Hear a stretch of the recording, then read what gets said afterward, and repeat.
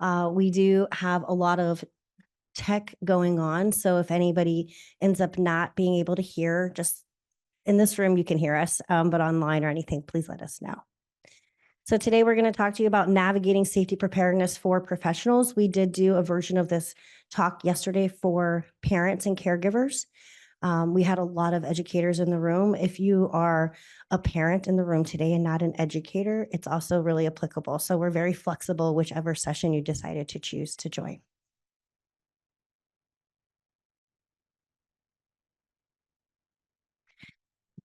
This is large pictures of our heads.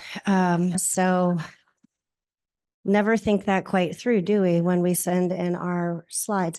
Anyhow, this is both Amy and I, and we are not going to give you a bio of ourselves. We're just going to tell you kind of how we met and what inspired us to focus on this topic to begin with.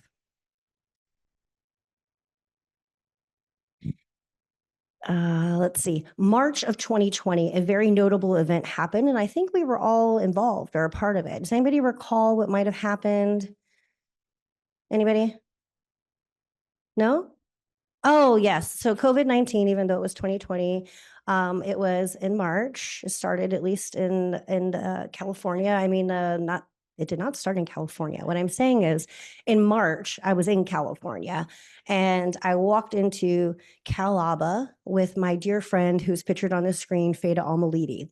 And we were slated to give a talk on advocacy and the work that we had done in our respective states. And we walk in the building and she goes, "You're not going to believe this. They just canceled Calaba." And I was like, "Shut up. You're so funny. Like, you're ridiculous." But she was correct. And we were all kind of like bewildered and in shock. But I had arranged my schedule to be in California for about 10 days. So now I was like, what do I do? Luckily, Feda and her son, Muhammad, who's pictured here, invited me to stay with them. So I stayed with them for 10 days in March of 2020. And being able to do so gave me a little bit more of a snapshot into Feda's life and to Muhammad's life. So her son, Muhammad, in these pictures, he's about 15. He's profoundly autistic. He has difficulties with communicating and use an AAC device, although working on how reliable he was with that. And I got to see just how like unconditional their love was for each other. I got to see some of the daily struggles. Got to experience what it was like to have a team of techs and behavior analysts walking into my friend's house, being on the couch, laying there in my pajamas, being like, "Hey guys, don't mind me." And it was really powerful, and it was really a wonderful experience, to be honest. On Friday, March 13th of 2020, I flew from her house and she said, "Hey, do you want to take a mask?" I was like, "For what? Nobody wears masks." So that was also funny looking back. I should have taken the mask. But that would be the last time that I would see either of them alive in person. For many months between March and September of 2020, Feda and I would spend hours on FaceTime, especially when Muhammad had gone to bed. She was in California, I was living in Hawaii, everybody else was asleep, so we found solace in talking with one another.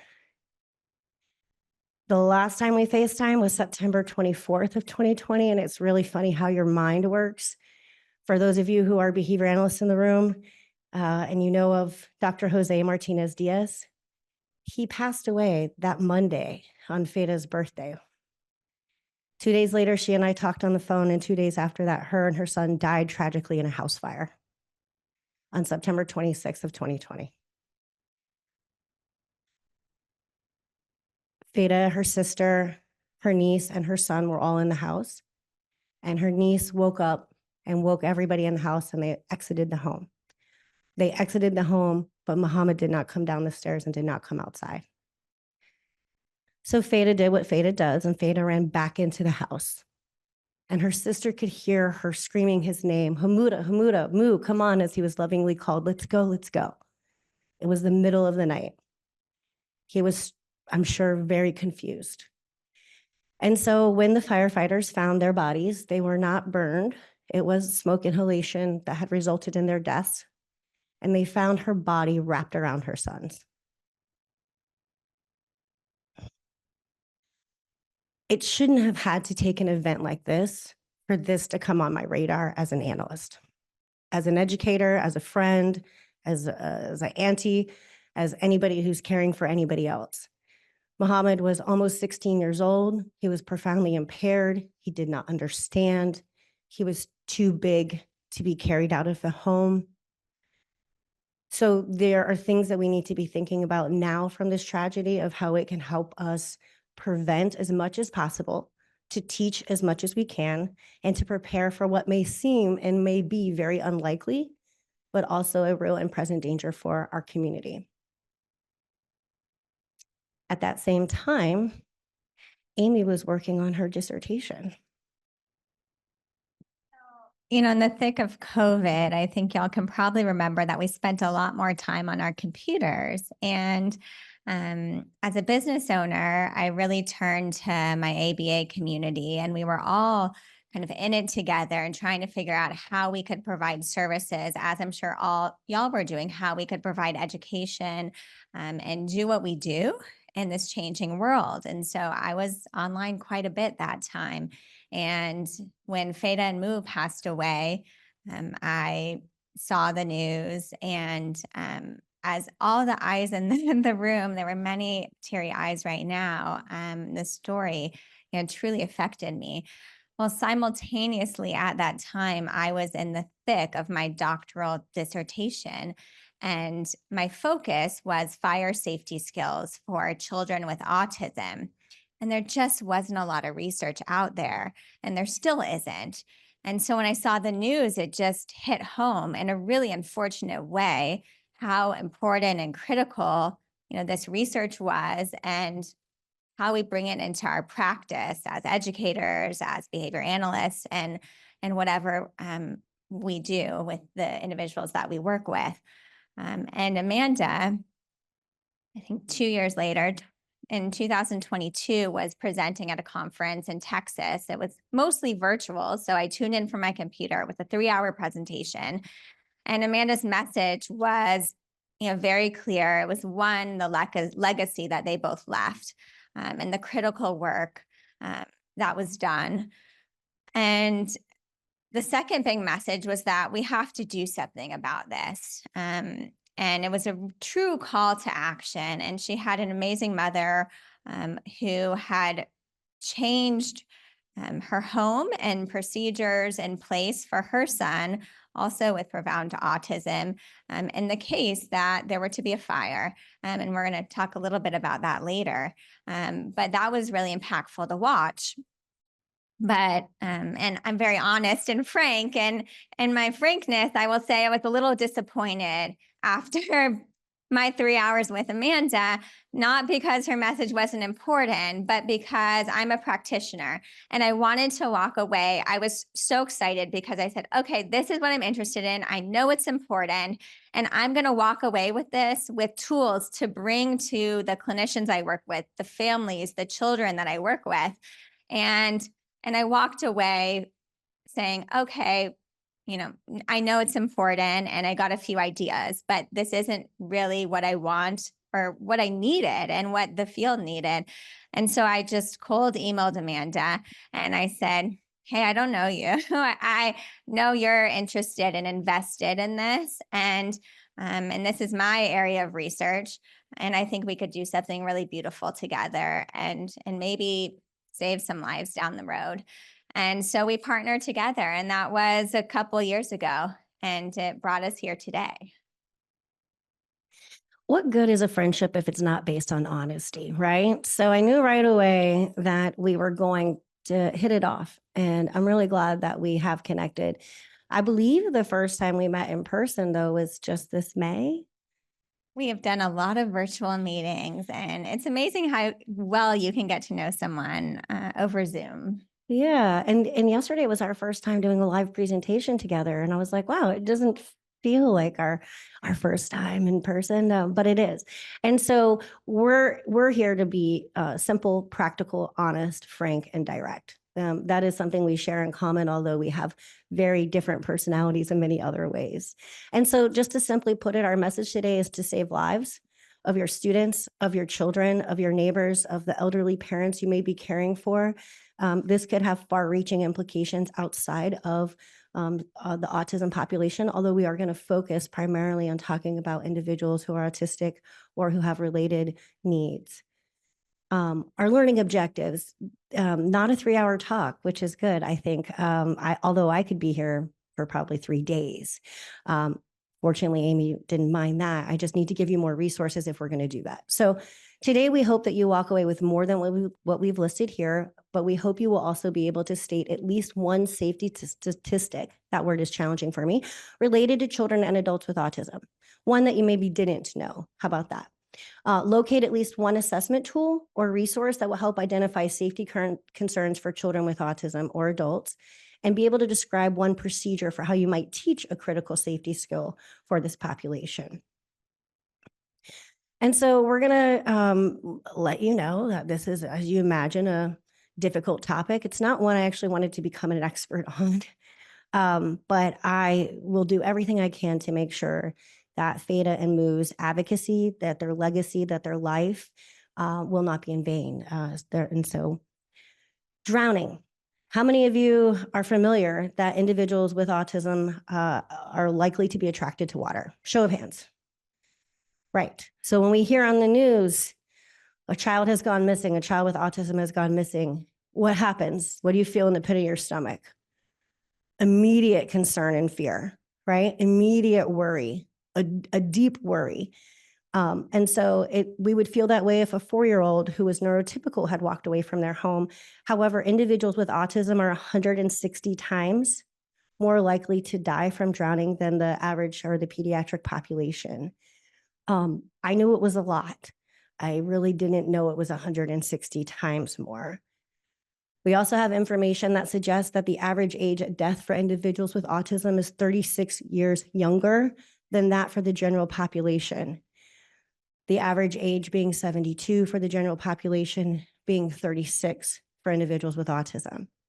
That does not necessarily indicate that that is a natural sort of death. It is really skewed by the amount of deaths we see from wandering, from drowning, and from other lack of sort of safety awareness, things that can happen there.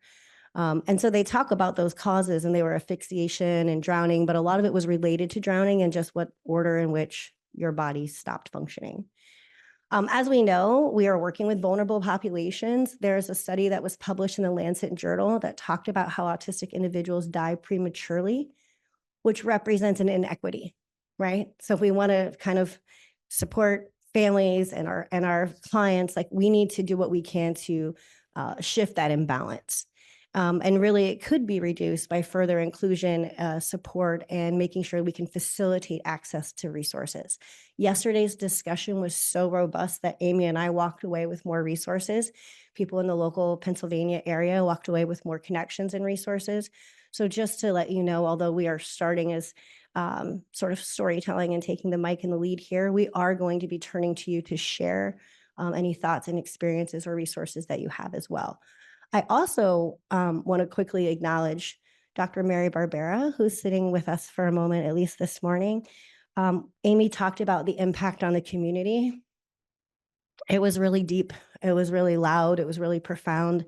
Almost every family I ever worked with found my phone number and called me, talked to me about how it felt like their child, how it felt like they needed to do something. What could they do?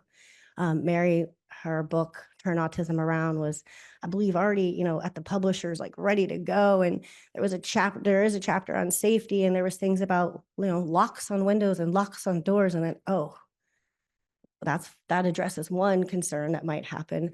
And then what do we do if we need to get out?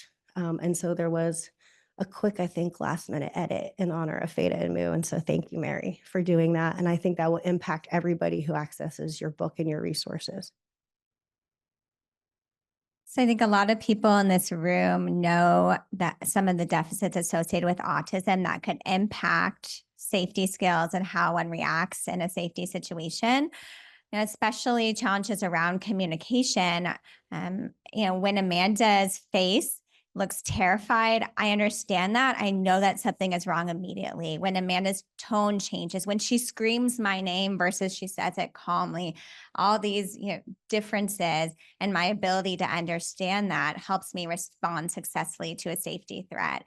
Um, Deficits in the ability to respond when we are focused on something. I have a child that I worked with that had to finish a puzzle, and if there were 5 pieces and we only put in 2, and then we got to wait until we put the last 3 in. But what happens when there's an imminent safety situation and they have to stop and I got to take them away from that puzzle? It can be really tough. There's also, we had an individual yesterday who said that in the sensory challenges, especially in dangerous situations or if there were fire, can be so overwhelming that it can impede one's ability to respond. So again, if there's a fire, loud noises, heat, cold, flashing lights, darkness, all these different things may impact a person's ability to respond. And we want to keep these in mind as we're teaching the skills that are needed to successfully respond. So, what are these deficits for each individual, and how can we move forward to help prepare them in the event of some sort of safety concern? In the last couple of weeks, I've been supporting at a center in South Carolina. And we had a flood, not because it's been raining a ton and a hurricane's coming this week, which is also true, but we had the utility sink get left on overnight and flood a 7,000 square foot clinic. All of our clients immediately were not able to receive their services. All of our technicians were not working. So we jogged across the street to the church and we're like, hey, you guys are so amazing and helpful. And they gave us essentially their basement. Also not ideal for ABA services, but it can work. We worked on generalization. We worked on group activities. We worked on our technicians and our analysts and my own flexibility. Um, Really good when we're trying to help people who have behavioral rigidities as part of their diagnostic profile. Well, imagine all that disruption to your routine in your life. And then 2 weeks in, Friday morning, this past Friday, everyone's getting dropped off. It's 8:15, it's 8:30, it's 8:45. The analysts aren't yet on site because we're crossing the street, helping people cross the street. We got our crossing guard vests on. Like, we've taken on new roles. We're wearing new hats. And I hear on the walkie, there's a fire. There's fire, or the fire drill's going, or the fire alarm's going off. And so immediately I sort of just jaywalk right across the street, make sure anybody needs help, they have help. Every single one of our clients and technicians, there were about 50 bodies, were out of that building, except for one client who was at the top of the stairs who had his foot to go out the front door when the fire department said it was just a drill, you can go back in. We could have had him exit in retrospect to complete the entire process, but we re-entered the building. But then I heard what people were saying, the technicians in particular, loving, caring, wonderfully dignified, amazing employees, and I absolutely mean that. And they said, my client has ambulatory issues. It's hard for him to go up and down stairs. Now, David's day is going to be completely off. If we knew it was a drill, we wouldn't have gone. Yeah, thank you. I saw your faces. Or they said we could have, he could have taken more time or we wouldn't have had to rush him. And I said, no, that's absolutely the problem with the drill. The drill doesn't mimic a real life situation. You're working in schools, you're working in educational settings. We often get told, hey, the drill's going to happen. We have the headphones ready, we have the bucket to go, we have the iPads charged. That is not real life. And if it is going to be what your clients or your students need or what your children need, then go ahead and prepare those materials. And that could be a part of your individualized plan. I then went and sat and met with every single technician and said just how valuable and important it was that they exited the building and that they did it without a member of leadership or a supervisor organizing that. I was incredibly impressed with them. And then I reminded them of the impact and how what they did could prevent any of our clients from having Feta and Moo's fate. So I just wanted to illustrate that these real life situations are cropping up every day, and they're opportunities for us to think and to reflect. Here's another fun topic. Sorry, I'm tongue in cheek there. School shootings. So, as educators, as people who are working in educational situations, have any of you ever had a lockdown drill? Have any of you ever encountered an active shooter? Take note that more than one hand went up in the room. As we were looking at information about this, as we were thinking about our experiences with this, um, we found some really staggering statistics, and this visual alone, I think, is very powerful. We have these PowerPoints for you. You have access to these references and resources, so you can be able to access this information on your own if you would like. I remember when I was working in a preschool, I was working in sort of a technician or paraprofessional role with an autistic client who was 4, and we did a drill. You know, the teachers knew it was a drill, but we, I think, behaved pretty. I was scared, if I'm going to be honest. It was a little unnerving.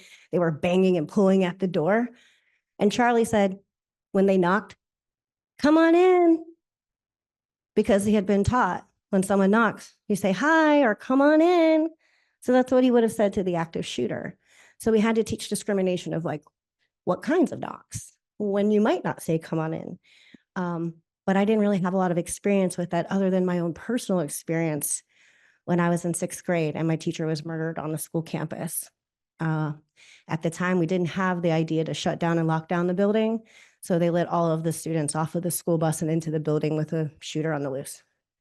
Luckily, nobody else in the middle school died, but he had murdered a few people at the 7-Eleven on the way over to the school.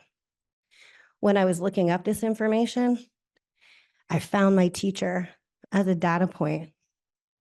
It was in Virginia, and the whole story was there. So data can be powerful, and as analysts and educators, we rely on data to help us make information, or excuse me, to use this information to help make decisions.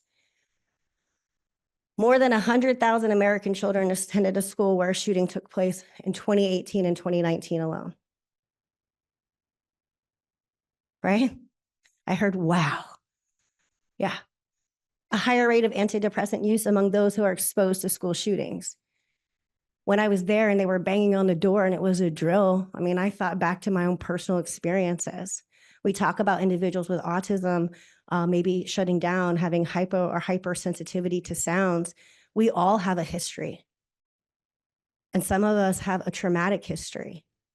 So in these conversations, think also about what you might need to do to, as much as possible, prepare yourself to be in a place where you can present calm as much as possible, right? If we want our clients to imitate our model, we want to have a model that will help keep them safe.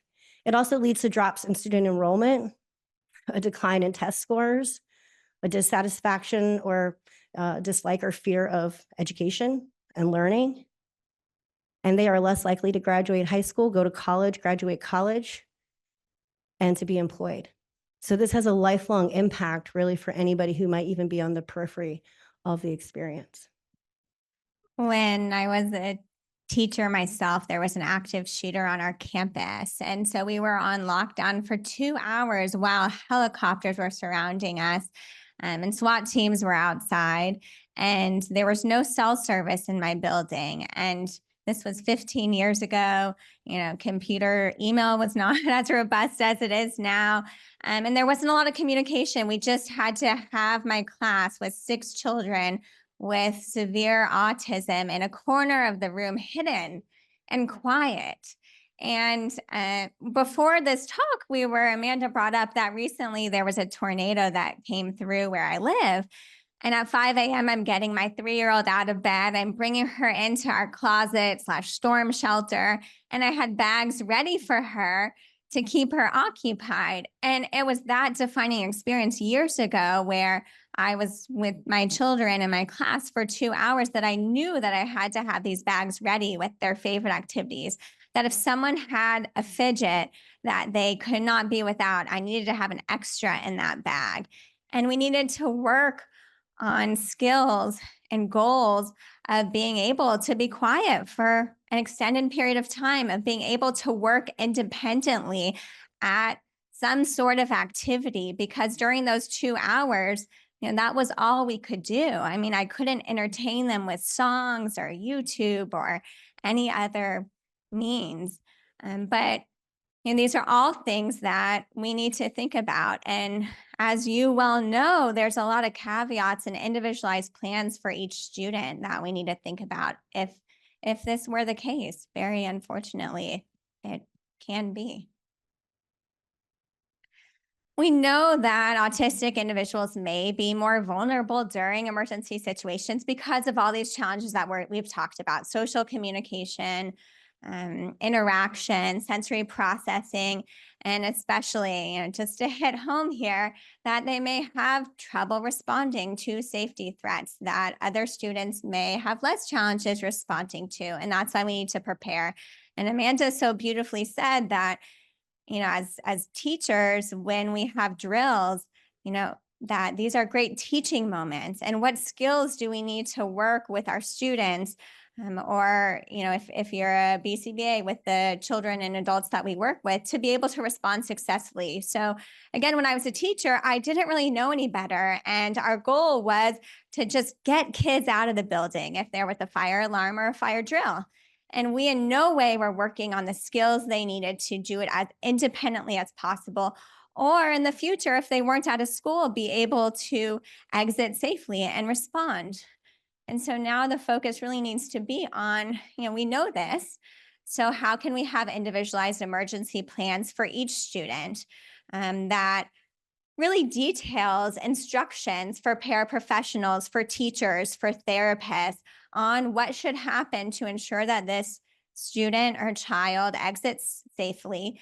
And again, a really robust plan to build the skills that they need so they can exit safely in the future if they're faced with any sorts of challenges. And not just for exiting, but other safety threats. And we're going to get into the variety that exists. So why don't we prioritize these skills? It's not really a rhetorical question. You're welcome to share or chime in.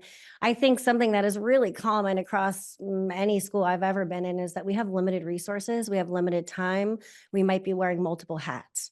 And so, how do we know what to put first, or what can we do with what we have? I think that is a real barrier. So, yesterday we heard from a lot of families, educators, community members about the barriers of funding, accessing these things for families, co-pays that might prohibit them from also being able to get those robust services.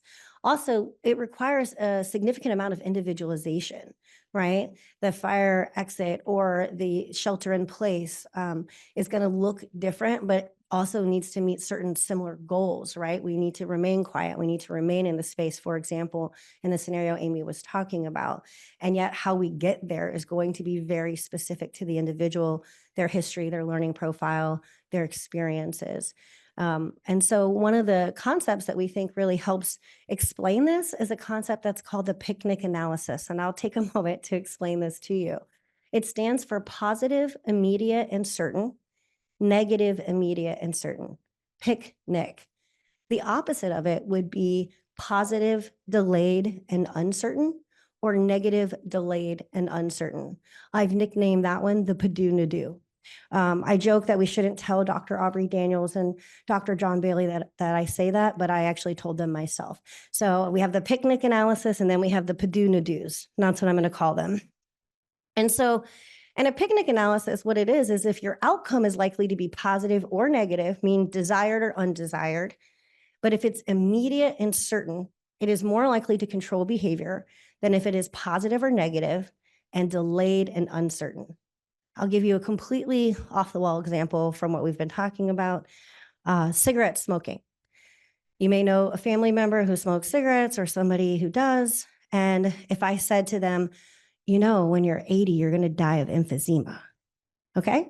Is that positive or negative? Negative. Yeah, it's not a trick question. Good job. Negative. Is it immediate or delayed? Unless they are currently 80 years old, it's delayed, right?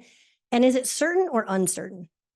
Uncertain. So that is a negative, delayed, uncertain consequence. So that's not likely to persuade someone to quit smoking, especially because there's an addictive component there, right? But if you said to them, you can't come into the IEP meeting smelling like cigarette smoke, right? There's no place on the campus you're allowed to smoke. If you come in like that, you're going to get written up, or your hands need to be washed, or you need to change your clothes, or you got to brush your teeth. You could say that to a partner or a spouse. You would either break up or they would quit smoking. But is it positive or negative? That's up to you. But is it immediate? And if it's certain, even if it doesn't seem super, you feel like robust and related to the behavior, it is going to control the behavior more, at least in those immediate consequences or in those immediate contexts, than something that is positive or negative, delayed and uncertain. So we're more likely to select what's positive, immediately applicable, and most likely to occur for our clients or for our students, right? So what kind of skills do the students we work with need to learn? Oh, I mean, there's a lot, right? Communication skills, behavior reduction skills, self-help, independence, leisure activities, social interactions, sheltering in place because of a school shooting. Where does that fall on the list of priorities? Right? It's negative, delayed, and at this moment, I'll say uncertain, but it's becoming a lot more likely and plausible. How many individuals have I worked with and how many have died in house fires? One, right? So again, negative, delayed, uncertain. So we're not here to make anybody feel bad. Actually, we're trying to hopefully make us all feel a little bit better that it makes sense we've been prioritizing the skills we've been prioritizing. So this is the call to action to think about those negative, delayed, and uncertains, and think about those immediate and certain aspects in our teaching that we can incorporate to help make those behaviors more likely to occur. On how often I meet with a parent, especially an early childhood family, ages 2 to 5, and the parent says, I just want my child to be able to communicate that they're hungry, that they want water, that they've gone poop, that they need to poop, that their diaper's wet, all these things. And a parent hasn't even thought about safety concerns, hasn't even thought about what do we do in the event of a fire in our home, because these other concerns are so big at the moment as well. So it does make sense. And this is a beautiful way to look at the why. We're going to talk a little bit about assessment because we have a really cool assessment that can be used and is a very good start to begin to explore some of these areas of safety and skills that may be needed. It's a qualitative assessment, and so it is open-ended. And a huge advantage of a qualitative assessment is the ability to have conversations. And yesterday someone said that if they asked, does your child elope? That many parents that they worked with would say no, because they didn't want, and I'm taking from this what this woman said, but she said they didn't want their child to be labeled as, quote, an eloper. And so, how do we have that conversation to find out what skills a child does have? Well, it's what does it look like when you go out into public? What does it look like if you take your child to Target or the grocery store? And I don't know about y'all, but a lot of times I hear, well, we can't even go to Target, right? And then it's why, what happens? But the ability to have this conversation gives me so much information than just a yes, no, does your child elope or does your child run away from you in public? There's a lot more. And so we're really talking about the thoughts, the feelings, and the parent priorities. In a qualitative assessment, I'm able to better understand what a family's priorities may be. Because as you well know, there's so many different areas, and we have to think about how we're going to prioritize building the skills that are needed. What do we address first? And these are very sensitive issues as well. And so it gives us the space to talk about it in as collaborative and compassionate way as possible. Share a quick story about that. So I was supporting with conducting assessments after we've created this tool, and I incorporated it into the treatment planning conversations and the interviews. And I had asked about, are there any safety concerns? And I just started that broadly. And the family's like, no, not really. I mean, sometimes he climbs on things, but it's not really a big deal. And I was like, oh, okay. And then I started asking, what about any sharp objects in the house? Or what about any flames or hot stove? Or can you have a candle? Right. And we started going down that path. And they're like, oh my gosh, he's 3. They're like, actually he did climb on the kitchen counter recently and he grabbed the knife, but we didn't notice till he had the butcher knife in his hand. And I was like, So I would probably identify that as a safety concern. I said, okay. And they're like, well, it's not really a problem anymore. And I'm like, oh, fantastic. What did you do? Like, I'm going to help get this information so I can tell other families. And they're like, oh, yeah, we put our knives in the microwave now.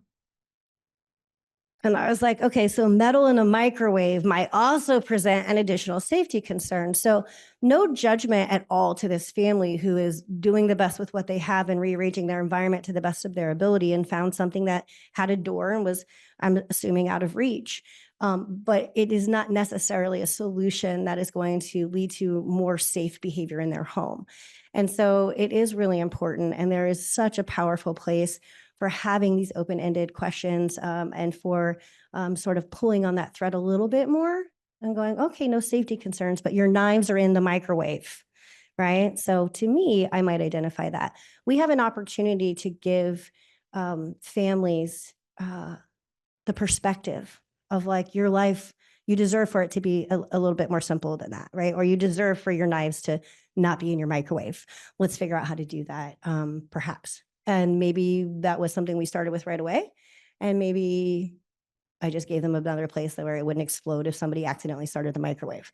So that qualitative assessment really led to that conversation that I don't think it was that they were withholding information. It was just that from their perspective, the problem had been solved.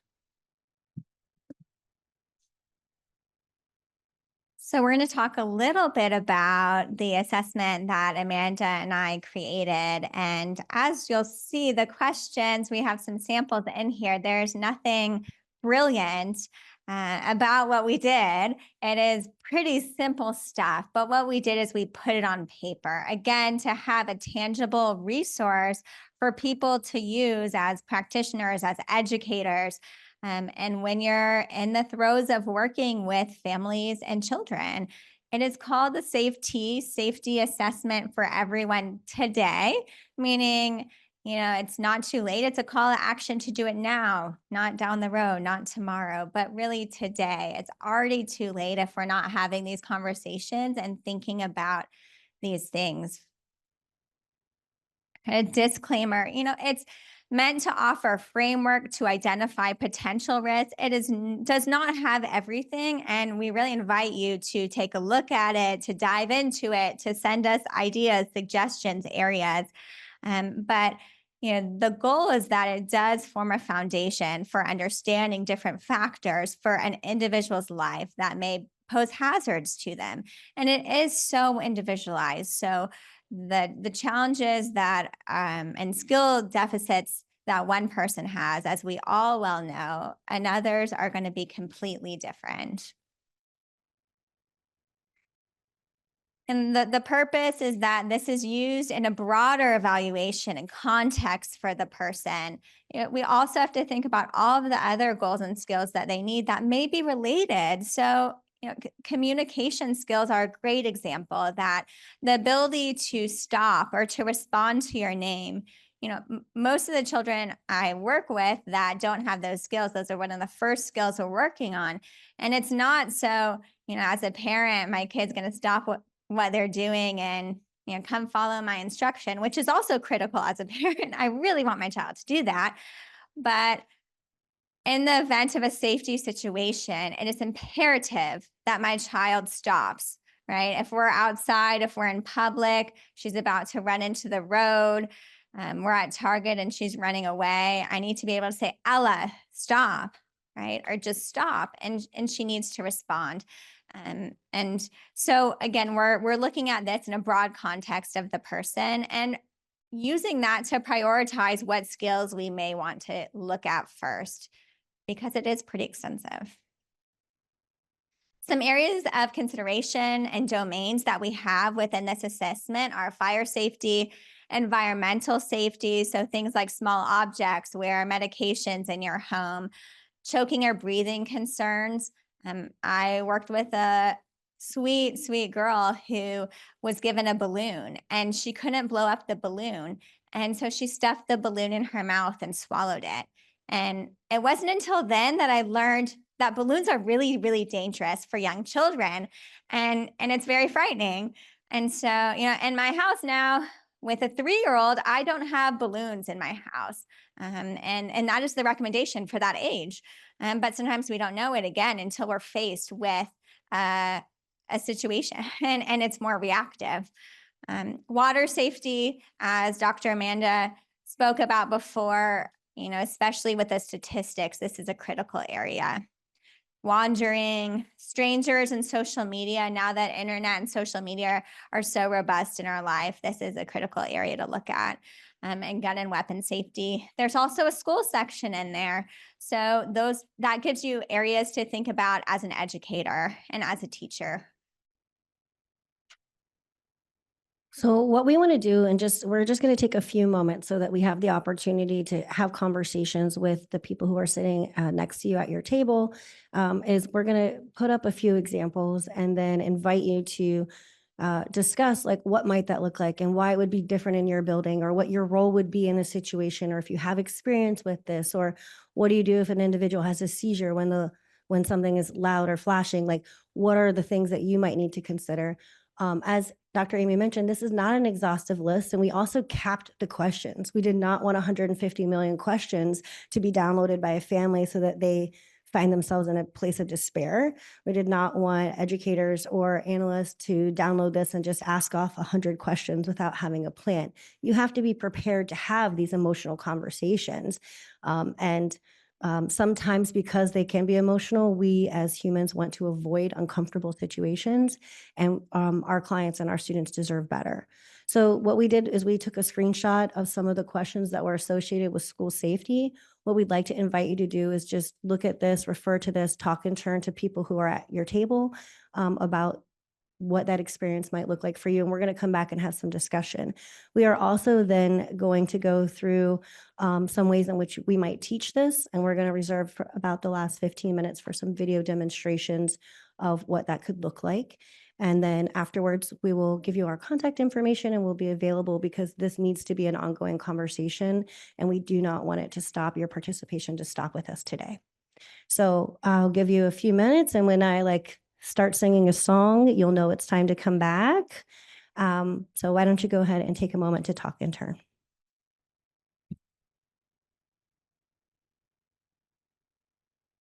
We will. One more time. We will. Woo! Wow, this is the right crowd for that. Also, yesterday, the audience didn't know the answer. So I was like, okay, it's rock you. And then we did it again. You have outperformed them. I had a lot of confidence in y'all. I told her you would do it. That's what she said. She's like, this is the right crowd. Do it. So as we were walking around, incredibly robust conversations, and some of you were talking about this particular topic, and some of you were talking about some other related topics, and that's completely appropriate. Some of you shared that you're not working in schools, but you have a role with people who are in schools, or you have a spouse who's working with schools.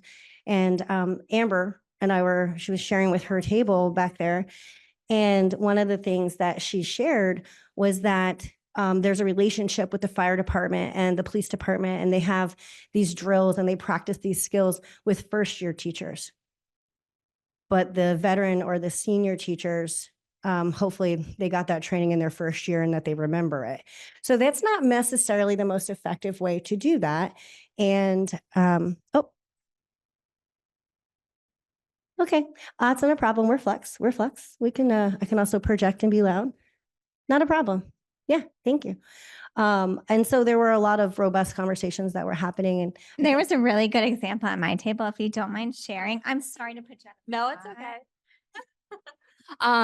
We had my kids, like when they would come in the morning, they would transition and they would put their home backpacks up, but then they had school backpacks like PTA had donated. But so each kid had their own backpack that when they left the room, whether they're going to speech or gym or whatever, their routine was to grab the backpack, and it had their reinforcers, headphones, anything that individual needed. So if anything happened when they weren't in the room, they had their stuff and it wasn't going to be as big of a crisis. And I thank you for sharing that. I love that example because we used to have like one giant backpack or two bags that would go on my shoulders, but we had kids in and out of my classroom all day going off to speech. And so what happens when my student is at speech and I have the big giant backpack? I think that's a wonderful way to make sure that they have what they need when they're in speech. You can also have, if they have an AAC device, you could have low tech communication inside the backpack in the case that the AAC weren't to be there or charged. We all know that a lot of times something happens with the charging. That's a great example. And some kids probably needed headphones, some didn't. You could individualize what type of headphones, what type of reinforcers are in there. So thank you for sharing that. There were a lot of robust conversations. So again, thank you for taking the opportunity to turn and talk and share. And if there's anything you'd like to follow up with us as well, we're here for that. We had a couple more examples, but I'd like to move us ahead to the visual here and have a little bit of conversation about something we can do with the tools that many of us have. So some of the considerations are, how do we prepare for these conversations? As I mentioned, or as we talked about, this can be very emotionally charged. Families might also say like, listen, I have to work on these other things right now. And maybe that is the priority. And as Dr. Amy was mentioning, embedding communication into that, embedding those safety skills and thinking about those at that early entry access point. There were some really wonderful examples of that yesterday where have you ever seen or heard a goal of like, Samantha will transition in the parking lot safely 80% of the time? Have you ever seen anything like that? There's laughter. I'm not alone. Thank you. I'm not alone in that. Yeah. Okay. Well, I mean, that's helpful, but I'm not sure that it's the level that we need, right? We need that to be transitioning safely 100% of the time. And if you can't do that on your own, then I'm going to provide the supports that you need to do that, right? But the example that was given yesterday was you might be walking with somebody within a building and say, stop within so many feet, they stop. And you're able to practice that in a safer place. As you build those skills, then you work on generalization. You know that that skill is strong in someone's repertoire. Then we might be able to extend to more dangerous situations like a parking lot with the fated support. At the same time, I want us to remember that most 5-year-olds do need help to cross the street. So it's not as specific to autistic individuals. And we do want to think about what is age appropriate. So in a future example, Amy will mention what you might do and respond in a certain situation if you're under the age of 8 versus if you're over the age of 8. There's actually different recommendations for how to respond in certain emergencies. Another thing to think about is like, what is the benefit of doing this in an interview versus a questionnaire? You could print this assessment out, give it to a family, right? They could read it, they could answer it. That might work if they need time to think it through, if they want to talk to their partner or spouse, but it also doesn't really allow for that further investigation or asking questions that they may not think to ask or information they may not think to share. We also want you to think about, what are you going to do with this information, right? It's very powerful to have these conversations. It can also be very frightening to then say, okay, well, I don't know what we're going to do about any of that, but thanks for letting me know that your knives are in the microwave. You have to kind of think about, what are those skills? How could we teach it? Who are the team members that we need? Who are the community members that we need? Is it the fire department? Is it the police department? Is it the IEP team chair, school coordinator, the person who assesses in the home? There's all sorts of different roles. And then how are we going to write this in a way that the goal is meaningful? Being safe 80% of the time is not don't do it. I'm just going to be direct. Like we said, we're going to be direct. Don't do it. It doesn't help, right? How many times does it take before you run in front of a car before you could be killed? Anybody? Thank you. One time. So we want to do everything we can to ensure that those skills are strong enough before they're really being tested in the natural environment. Smartphones, smart devices, iPads. Have you ever worked with a client who may have one, a student who may have one? Maybe you have one. Maybe there's a classroom one. Anybody doesn't have one? Yeah, okay, that was the better question, right? Because no hand went up. A trick question. So what are some things that we could teach related to safety with a smartphone or a smart device? What are some things? I think about Muhammad. Muhammad was not a verbal communicator. He used an AAC device, but that device also could drop a pin in a location. We could teach him to answer potentially a FaceTime call and turn the phone. and maybe show us your location, particularly if it's a familiar location. So you don't need to be a strong vocal verbal communicator to have this be a really helpful tool. You could also use it to store emergency information, right? We know that it has emergency information on it if you are to be found or lost. Texting and making phone calls, dropping a pin, arranging transportation. And this could vary, of course, depending on their age and their skill sets. Is there anything else you could think of that a phone could be used for safety purposes? Did you say? Tracking your location. So it can also be used as a tracking device. Absolutely. Any of you ever got invited to your family or friends' Life 360? Yeah, I'm not doing that. Okay. Because I told my mom, I want to be in Croatia and I don't want any questions. But I think in all seriousness, that is another function and feature that could be used that may not rely on the individual themselves to even engage in a particular behavior. Yes, thank you. And yesterday we talked about air tags too, which is another one. It is not a skill, but it is a resource that we have. And I don't know about y'all, but I've tried lots of different bracelets and for IDs, and sometimes those can be quite aversive. It doesn't feel great, and so that is an option, although they only work when you are close to another device. So that is a problem with air tags. A student, a client who has an AAC device, and one of the questions is, how old are you? And the answer is currently 14, but in a hot minute, it's getting ready to be 15 and then 16, then 17, then 18. And it's taking this learner a long time to pick that up and to acquire it and to generalize it. So we shifted with consultation of the speech and the family. The question is, when were you born? Or what is your birthday? And it actually says day, month, and year, which could be much more helpful if somebody was lost and they needed to try to seek out their family information, is to know somebody's exact birthday, date of birth. How we're asking questions. This particular student can answer, where do you live, but doesn't know what's your address, or how do you get home, or tell me where home is. So how are we asking the questions? And are we asking them in a way that somebody in the community might stop and ask? Well, and are we asking them multiple ways? Because if I only learn one or two ways and they're asked the third way, then for lack of a better word, I'm kind of up a creek. It's going to give another word, but we have to ask in different ways. We have to work on generalization for all of these. And can they do these skills just when I'm asking them to make a phone call or to tell me what their name is or to drop a pin? But can they do it when, the tech that I work with, who they've never worked with before in their life, ask them? And then can they do it when we're, on the street around my clinic or in front of their house with the stranger who says, where do you live? Are they able to do it then? And these are things that we have to plan for and we have to teach as well. Or jumping ahead and giving you a whole list, or not a whole list, but several. Identifying safe places during different types of emergencies is another skill to teach. Using these communication tools, as we just talked about in those examples. Responding to emergency signals. So what you do when there's a fire versus what you do when there's a tornado requires some discrimination, because those are different behaviors, even if your alarm might sound similar. In Hawaii, we had 2 alarms, one for tsunami and one from a missile from North Korea. They sounded slightly different and we had different responses. Scary, but hey, your environment shapes what is an emergency in your area. Practicing staying calm, following a plan. Basic first aid skills. Somebody gets a burn, somebody has a laceration. What can we do? They're in a car accident and they need to do the best they can to tend to their injuries or somebody else's. These are skills that can be taught. I burn myself all the time. I don't really cook, but if I do, I'm guaranteed to burn myself, even just taking something out of the microwave.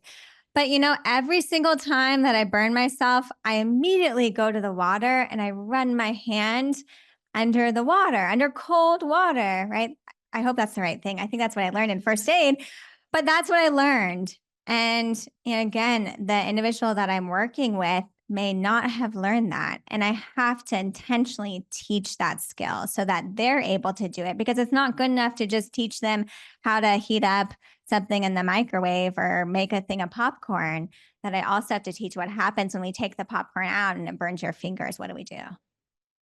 Again, not exhaustive, but applying pressure to stop bleeding, adhering a Band-Aid I recently sustained an injury where I was towing the back table. I was changing my fire alarms, the batteries. Turns out they expire every 10 years, your fire alarms. So go home and check that out. Mine was 11 years old. But I fell off the ladder and essentially severed my toe. And I immediately was like, all right, I didn't even think about it, but I knew to get something to stop the bleeding, apply pressure. I arranged my environment. Luckily, I had somebody there, and I was like, please go get my phone, get this, get that, put my dog away. And can you tell me if my toe is over there? Turns out it was attached, but I had learned from watching like hopefully enough TV or taking CPR and first aid that you don't release the pressure. So I wasn't going to release the pressure to find out what it looked like. I was just going to keep the pressure on. Luckily, it was 20% still on, and you'll all be happy to know it's still attached, reattached. But as Amy mentioned, cooling a burn under running water, recognizing and responding to allergic reactions, they could be minor and turn out to be major if they're not recognized early on. So these are just a couple of areas we thought about that as we're going through our own first aid CPR classes. What are things that we're practicing that probably every year, every couple of years, depending on what your role is. That level of practice needs to occur, not just for first year teachers, but for our senior educators as well, as Amber pointed out. Again, we want you to walk away with some practical strategies and things to take back to your own practice. And one way to teach these skills is through behavioral skills training. Can I get a raise of hands for people that have used BST or familiar? Okay, great. Thanks, y'all. So it is a method that we use to teach new skills and behaviors.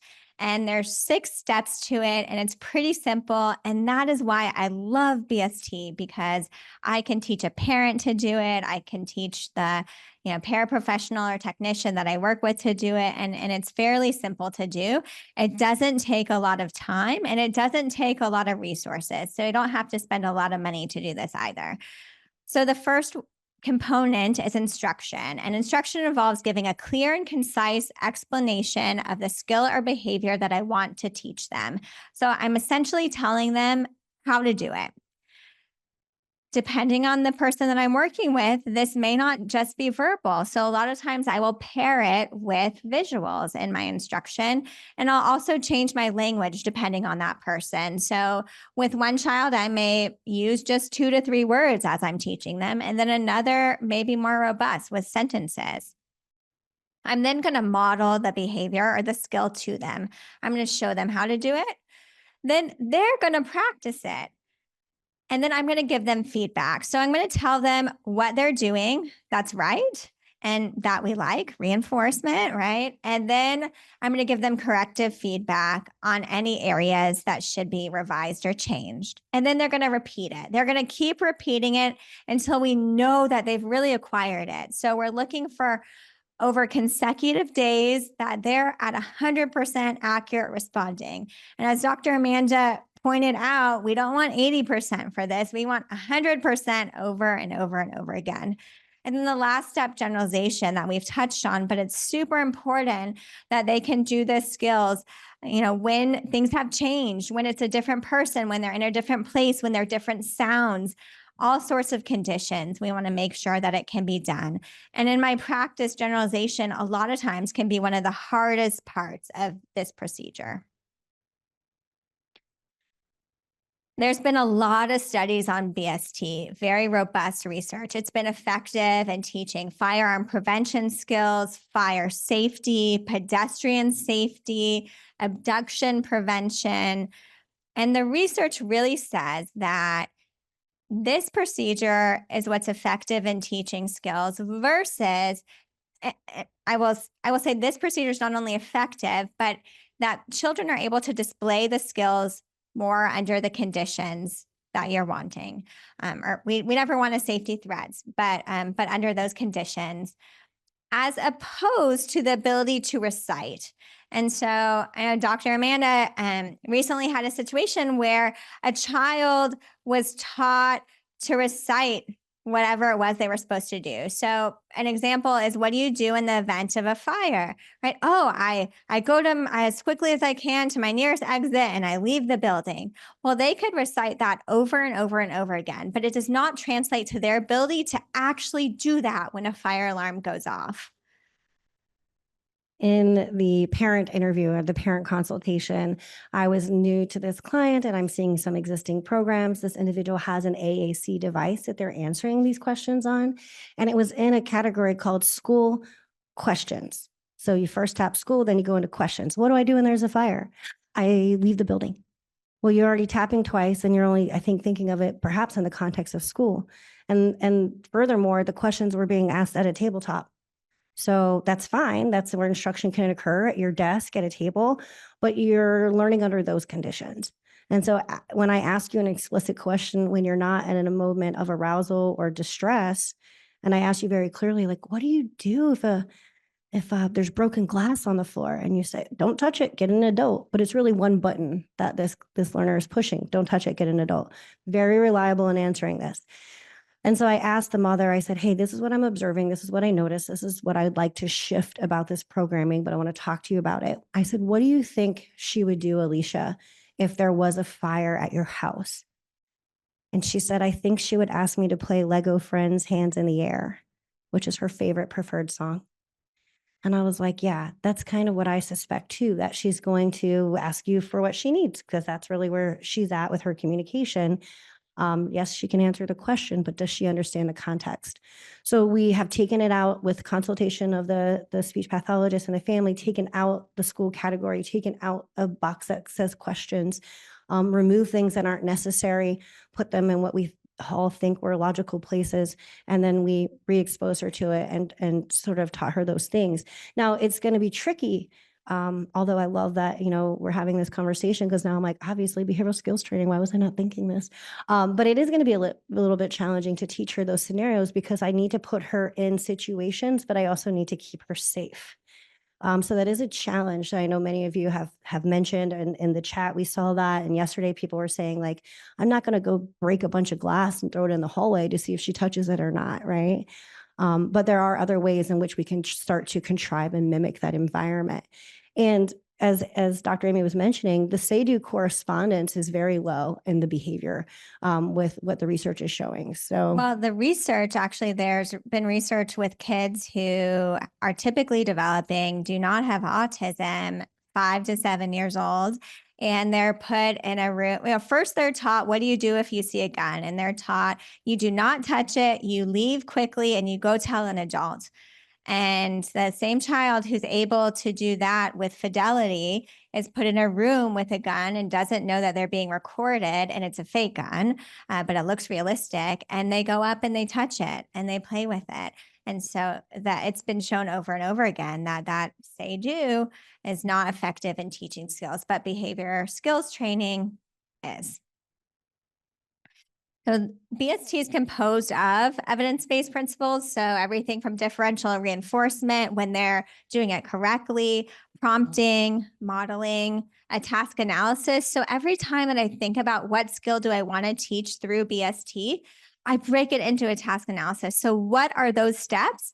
And then I'm going to teach each step. And that helps me in planning my BST procedure. There's a lot that we could teach with fire evacuation and fire safety skills through BST, everything from recognizing an alarm and responding appropriately to staying low to the ground if there's fire or smoke. How do we find and use exits?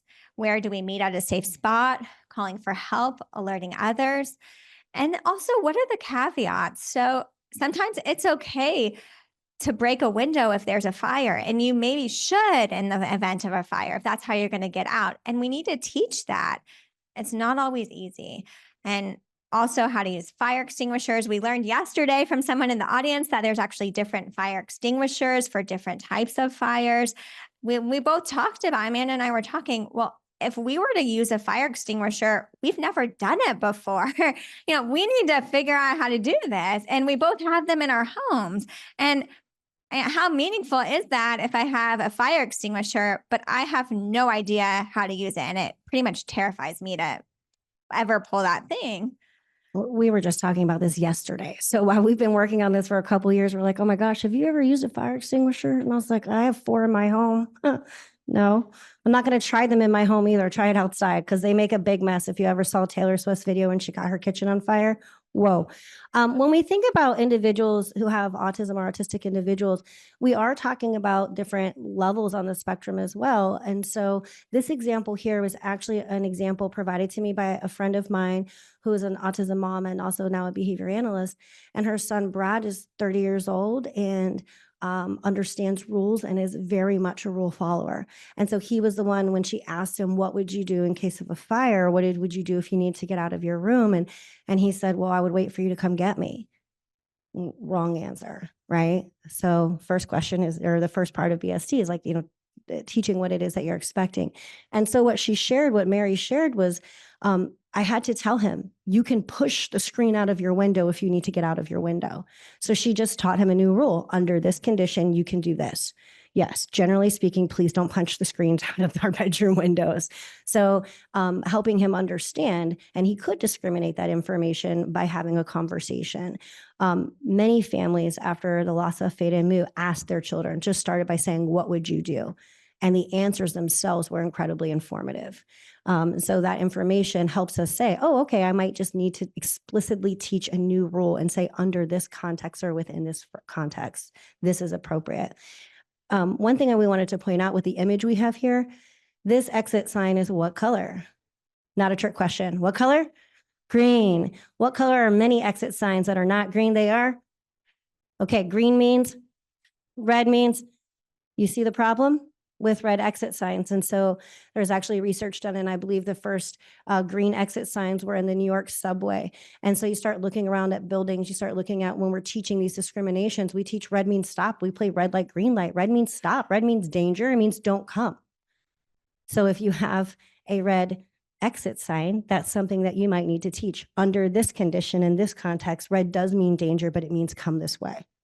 So it's important to think about those salient aspects of the environment that could be actually controlling a behavior that we don't want to control. So if you see red, you might think stop.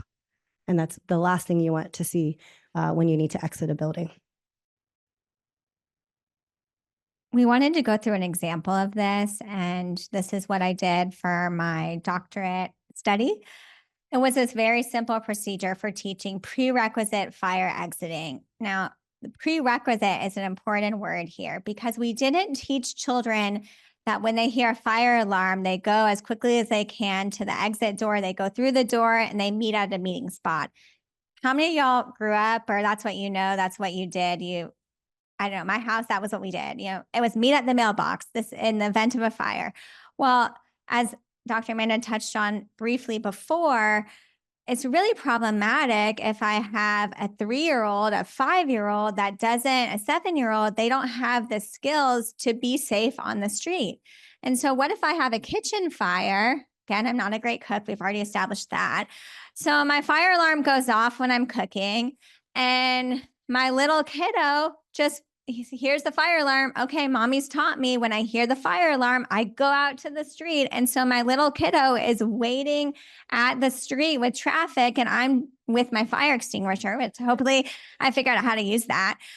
But I'm there trying to put out the fire. My kiddo's on the street, and she doesn't know how to be safe in the street. She cannot safely cross the road. She cannot safely be by cars by herself. She has no stranger danger or skills with other people. She cannot communicate well with other people. And we have a bigger problem at the moment than otherwise. And so for kids under 8, the recommendation is that they meet as an exit door, not that they go out. I also don't want to teach my young kiddo how to do the locks because, again, she will in the middle of the night unlock those things. I have a creek by my house. It is fenced, but she's a Houdini. She can get through there.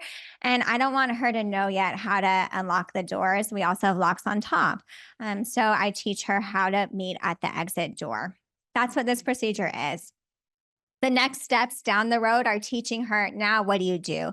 You've met at the exit door. Now these are the skills that you need to get out. These are the skills to be safe on the street. These are the skills to be safe around bodies of water, etc.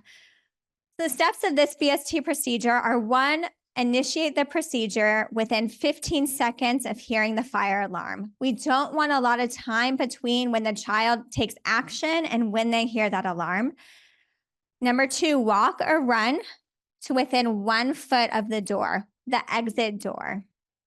Stop and wait at the door for at least 10 seconds. And this is a teaching procedure, so it's supposed to mimic that kind of within that 10-second time, an adult should get to the door.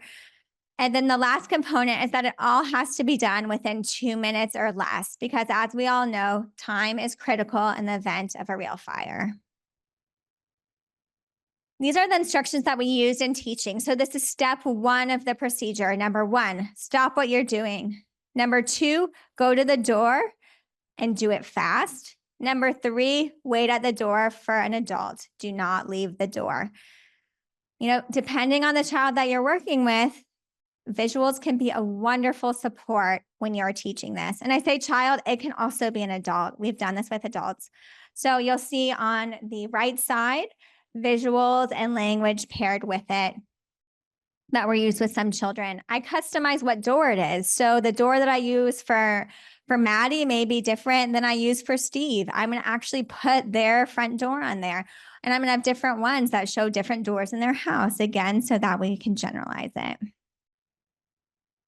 I want to show you some videos of what this actually looks like. So this is baseline. This is before we taught the BST procedure, and this child's mother was happy. She gave permission to let us share this. I still blurred his face just because it's going to be online and accessible, and hope this works.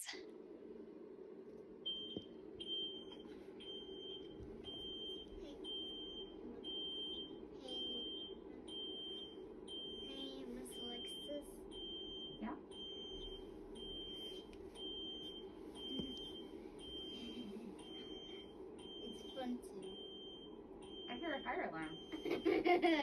Oh, I know you're here.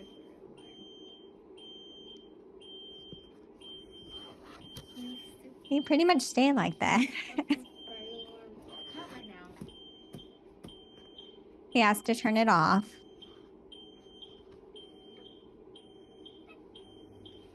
And this continues. Again, this was a child that he was receiving pretty comprehensive ABA. He had parents with multiple degrees, and mom and dad hadn't even thought about fire alarms. And what I hear a lot too is, oh, they're in a preschool. I'm sure they do drills sometime.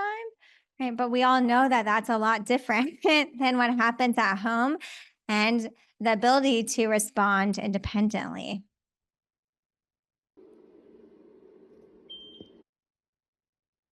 This is what instruction and modeling look like. This was during COVID times, so the only way we could do this is with a mask, which is why you'll see some masks in here.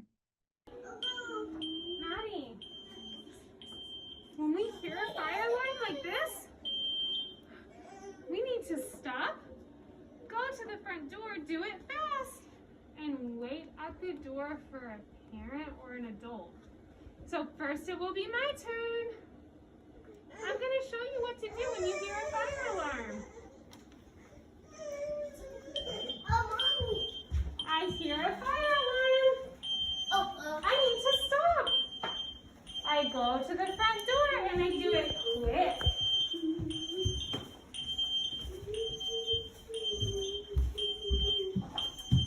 And I wait at the door for a parent or an adult. 1, 2, 3, 4, 5, 6, 7, 8, 9, 10. That's waiting. The fire alarm that we use, this is one of the fire alarms in my own house. It's really great if you can record the fire alarm for the person that you're teaching it for. Unfortunately, some of the alarms that the families had who we were working with, it would say, this is a test, beep, beep, beep. This is a test, beep, beep, beep. And so we couldn't use everyone's fire alarm. And we'll talk a little bit about generalization, but that's a great way during generalization is to use different types of fire alarms. And with some of the kids, if there was a higher pitched alarm, it was much more difficult for them to get accurate responding, and it took longer than with the other fire alarms, which just shows that generalization is very critical because we may not be able to respond to other types of alarms. This is what role play and feedback look like. So the next steps of the BST procedure. All right, your turn. I hear a fire alarm. I need to stop. I go to the front door. And I do it really fast. Good, Maddie. That was nice stopping and going straight to the front door. Awesome, going so fast.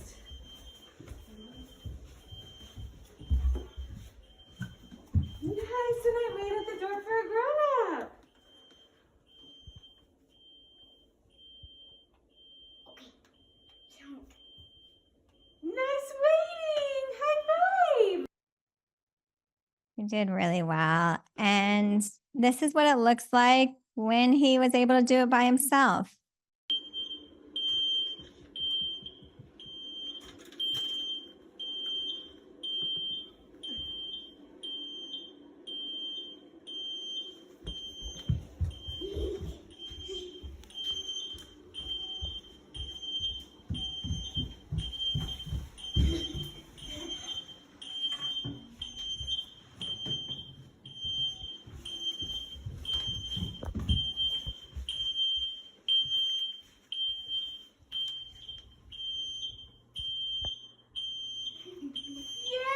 Nice.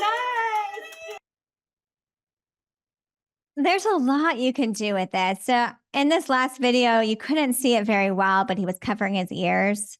You could also, as part of the procedure, teach him to grab earphones and go to the nearest exit and have those available in each room. Sure. Mm-hmm.